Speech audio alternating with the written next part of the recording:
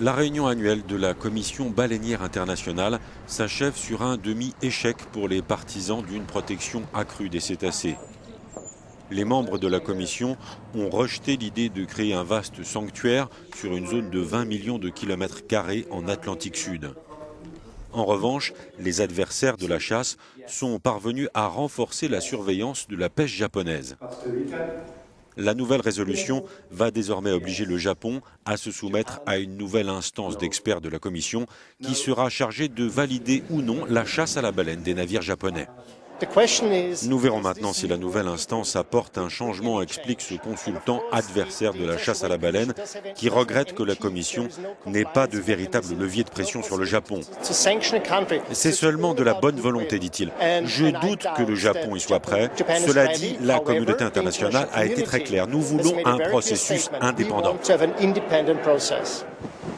Depuis 1986 et le moratoire sur la chasse à la baleine à des fins commerciales, le Japon est le seul pays à utiliser une dérogation au moratoire et à continuer à pêcher les baleines sous couvert de recherche scientifique.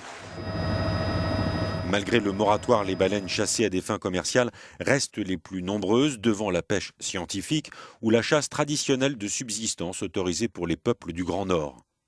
En 2014, la Cour internationale de justice avait condamné le Japon pour avoir dissimulé une pêche commerciale sous un prétexte scientifique.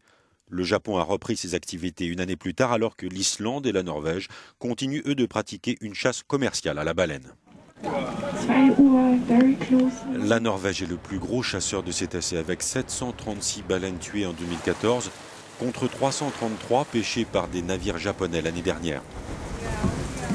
En Islande, en Norvège comme au Japon, la consommation de la viande de baleine est une tradition culinaire qui s'estompe doucement ces dernières années. Les Japonais chassent la baleine depuis le 9e siècle de notre ère.